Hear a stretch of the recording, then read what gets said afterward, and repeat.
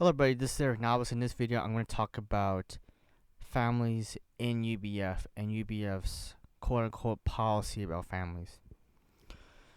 So by families, I'm going to talk about the families you had before UBF. I'm not going to talk about second gens in this video. I'll leave that for another video because that's another topic, a very long topic. So families. In UBF, they teach you about putting God first, and also that families is those who really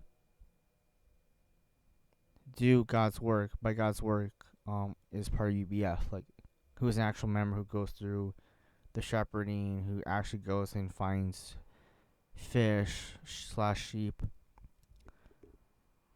Yeah, and they use those Bible passages, like I mentioned, the passage of the man who wants to bury his dead, the passage where someone asked Jesus, your brothers and sisters are waiting outside. And yes, you should put God first above family.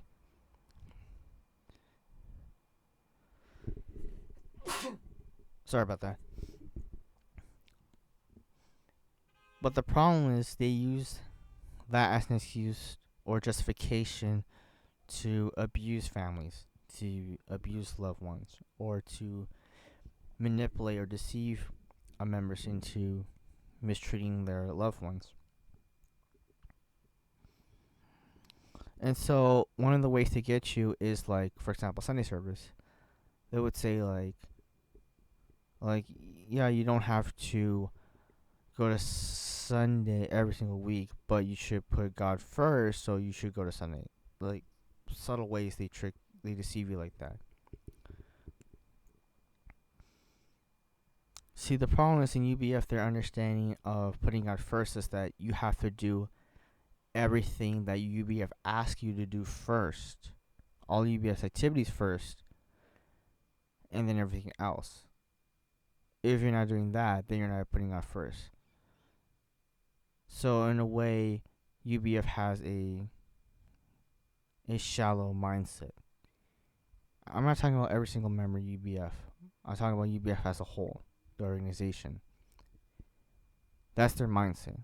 That unless it's done this way, then it's not putting God first. That's how they understand things that way.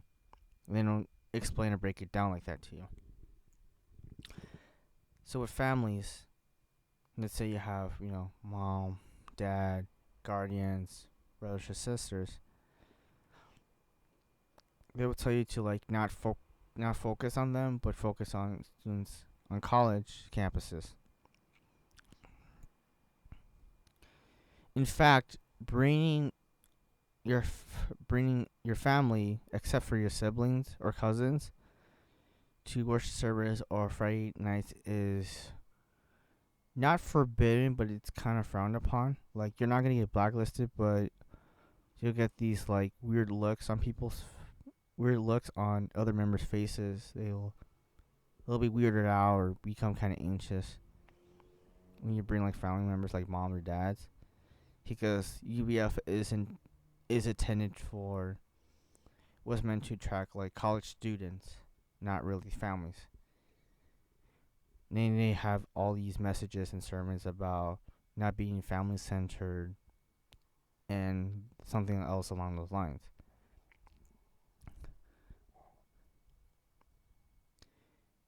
And one thing I want to note is that UBF does not have translators. I think maybe the Chicago UBF, I think they do now, but UBF as a whole throughout the world, they do not have translators. So let's say you're from a Spanish-speaking family, and if you bring them to worship service, they're not going to have somebody to translate for you. You would have to, you or another member, if they're willing, would go and translate the message and what they're saying. That's something that a lot of people don't know that. But yeah, they pretty much don't have translators, and there's a reason why. Because they don't want the UBF missionaries, the UBF pastors, which are the UBF Koreans, they don't want family members to really know what's going on, and also they want the members to be attached to the missionaries, the UBF missionaries, not to their families. What their goal is try to break off that attachment, that closeness you have with your family. And it starts off small, it gets bigger. So they would try to have you isolated, try to have you all these activities like drama, setting up for conferences, delivering messages, that kind of thing, so that you be so time focused on UBF and doing what UBF wants you to do rather than spending time with your family. And what ends up happening is that family members get hurt this way. They ended up being treated like garbage, like dirt. And that may not be the current member's intention, but that's what ends up happening. And Jesus actually called out the Pharisees, Sadducees, and religious leaders for this. It was one of his woes. I don't remember the woe exactly. I'll probably put a link in the description below. But Jesus actually called out the religious leaders for that. Yes, you should put family first, but that doesn't mean you should forget your family or abuse them in any way. Whenever you can, it's okay to spend time with family. It's okay to love your family. So it's okay to be close to your family. In UBF, they don't like that because they want to insinuate members. They want them to really love UBF and love the members as family and consider only them as family. Which is why one of the UBF missionaries' goal is to have you cut off ties with your family, like to distance yourself from their family. And the time that they let you spend time with family is during holidays, like Mother's Day or Christmas. But even in those circumstances, they expect you to bring them to worship service. That's the special service, right? Mother's Day service or Christmas service. Instead of, like spending time with your family at home or something. It's not a sin. It's not a sin to do that. It's not a sin to spend time with your family. It's not a sin to miss 1 week of Sunday service. But UBF treats it like it's a sin. Like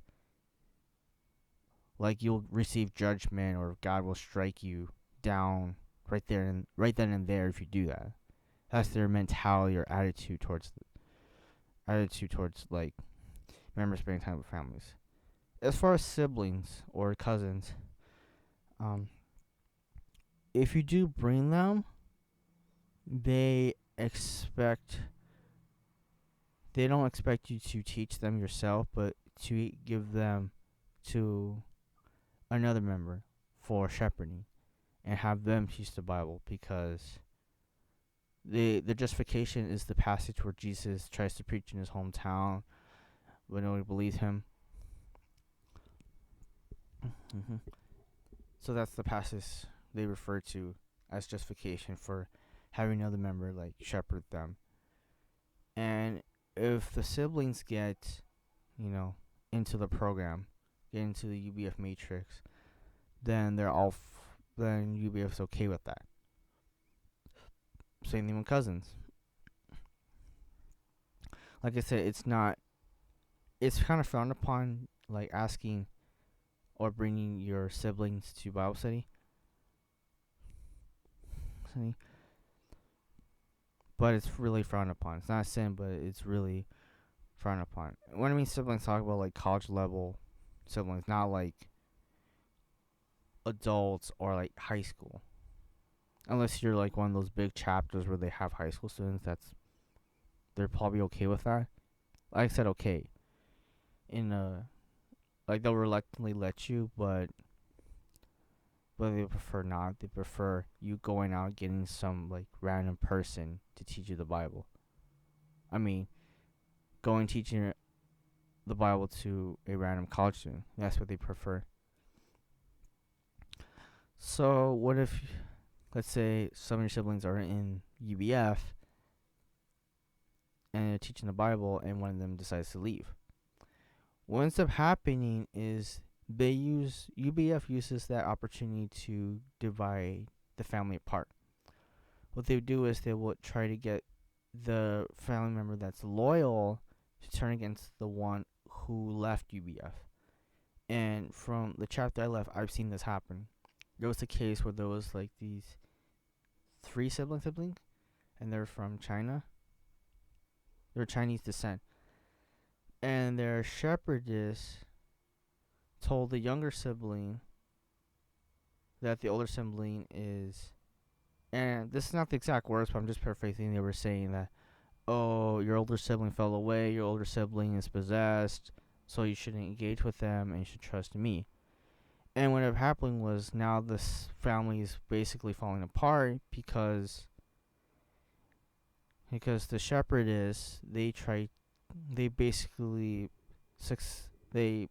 and unfortunately succeeded in dividing the siblings apart. So now it's like one sibling's still going to UBF and the other sibling's just not involved with UBF anymore. I don't know the exact reason why she left, but I think it was something to do with the theology. Yeah. So that's what they do to families. So for married couples, having children is, I mentioned this in an earlier Marriage by Faith video, having children is somewhat frowned upon. If you do have children, they want you to have maybe one or two at most. They don't want you to have like so many children because they don't want you to be family centered. They want you to be focused on college students and on the UBF mission. And also there's like bigger chapters like Downey UBF, Chicago UBF, Bonn UBF in Germany. They would have what is called like Children's Bible Fellowship, where basically I'm not sure how to explain it, but I'll do my best. It's kind of like homeschooling, but in a way it's not. It's basically UBF's version of a daycare / preschool / homeschool education center. That's kind of what it is. They would just have other children mingle with other children from like other UBF churches. In that way, they would isolate the children and brainwash them from a very early age in hopes that when they grow up, they will want to be part of UBF as well.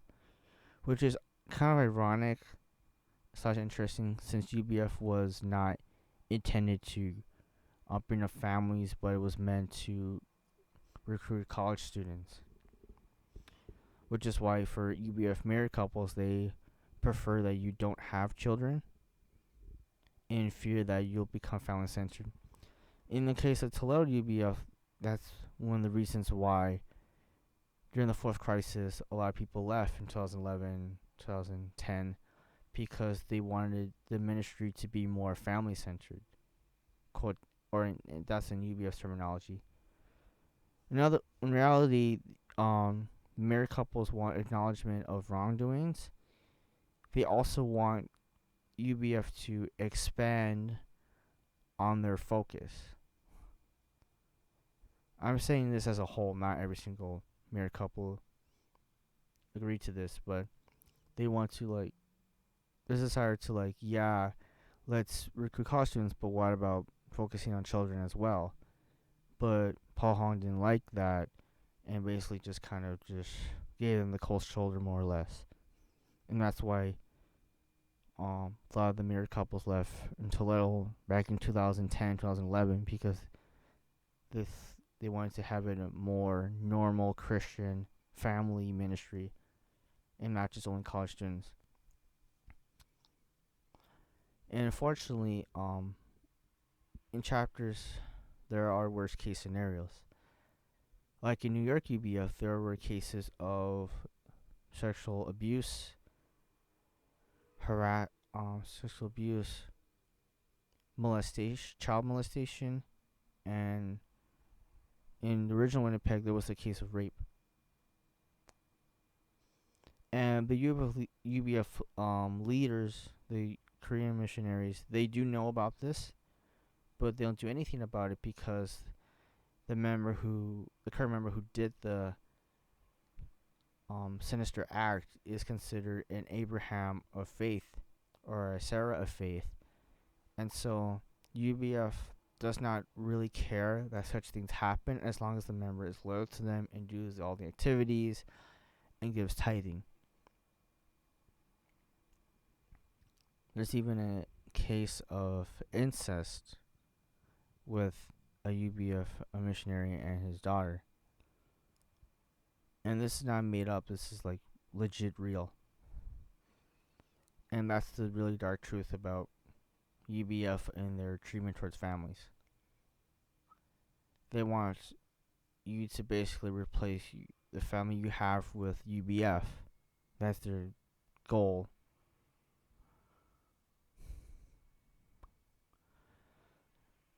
So yes, some action was taken in regards to this. Like in New York UBF, there was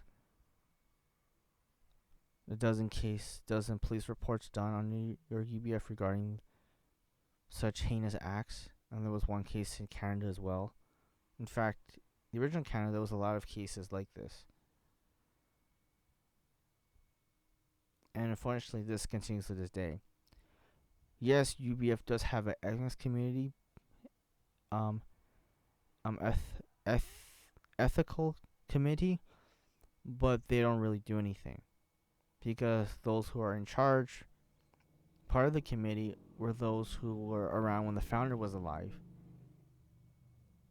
And so whenever they hear about these cases, all they do is pray. Well, yes, you should pray, but also take action. But they don't take action. And so there's probably hundreds of unofficial somewhat documented cases of child molestation, sexual abuse, and even rape in UBF, but it never gets reported. If it does get reported, it's never reported to the proper authorities. The UBF HQ might hear about it, but like I said, they won't do anything about it.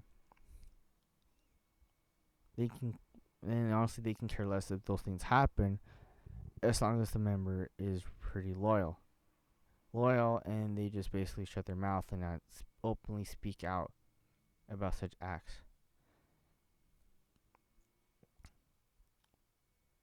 So that's UBF and how they mistreat families. Sir Navas, sign off. Until next time.